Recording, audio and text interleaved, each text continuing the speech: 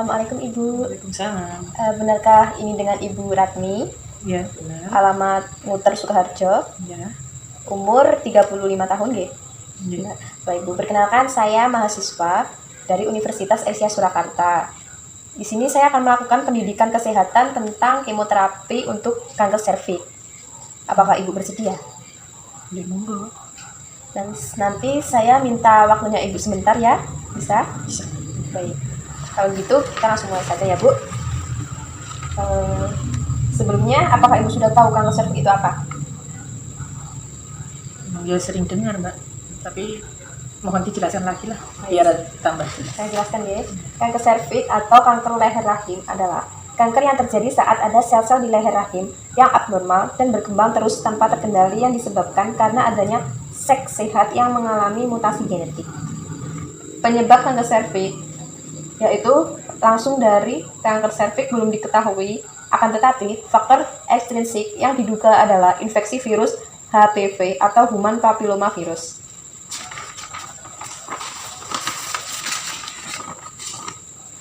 Untuk pengobatannya bisa dilakukan kemoterapi. Kemoterapi sendiri yaitu prosedur pengobatan dengan menggunakan bahan kimia yang sangat kuat untuk menghentikan atau menghambat pertumbuhan sel kanker dalam tubuh. Syarat sebelum kemoterapi ada tes darah meliputi kadar hemoglobin minimal 10 gram, pada laki-laki 13,8 hingga 17,2, pada wanita 12,1 hingga 15,1. Jumlah leukosit putih minimal sekisar 3.500 hingga 11.000. Jumlah trombosit minimal 150.000 hingga 400.000. Lalu syarat sebelum kemoterapinya ada lagi tes fungsi organ. Fungsi ginjal dapat dilihat dari nilai ureum atau BUN dengan normal kurang dari 30 mg dan kreatin dengan normal 0,5 hingga 1,2 mg. Fungsi hati yang dapat dilihat dari nilai SGOT dengan normal 5-40 mikro dan nilai SPGT dengan normal 7 hingga 56 mikro. Kemudian ada lagi bagaimana cara memenuhi persyaratan untuk kemoterapi, yaitu ada 1. Konsumsi makanan dengan kandungan tinggi protein dan tinggi kalori. Misalnya ada ikan kutub, telur, almond, dada, ayam, oats, keju, dan kottage.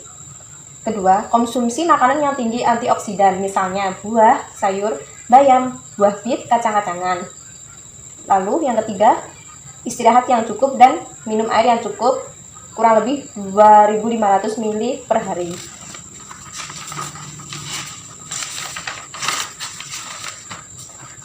Lalu, efek samping yang ditimbulkan oleh kemoterapi ada bisa terjadi kelelahan, mual dan muntah, rambut rontok, nyeri, perdarahan, perubahan kulit, menjadi kering atau kehitaman, seperti itu Bu.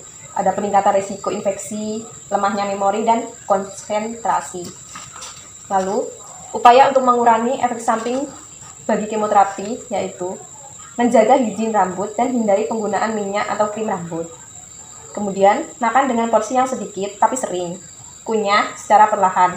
Konsumsi buah dan sayur-sayuran. Olahraga ringan dan kelola stres dengan baik. Hindari konsumsi alkohol.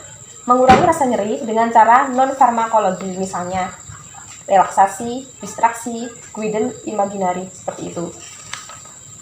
Seperti itu ya Bu. Saya sudah selesai melakukan pendidikan kesehatannya. Apakah ada pertanyaan Bu? Oh iya Mbak, saya kurang begitu jelas tentang tujuan dari diadakannya tindakan kemoterapi tadi itu. Mohon dijelaskan sekali lagi. Tujuannya? Iya. Oke, tujuan untuk kemoterapi bagi penderita kanker serviks yaitu menghancurkan sel-sel kanker. Bisa juga meredakan gejala-gejalanya. Terus bisa juga mengecilkan ukuran kanker dan mengurangi pertumbuhan tumor. Kemoterapi juga bisa digunakan untuk mengobati kanker yang telah menyebar sampai ke luar leher rahim. Seperti itu.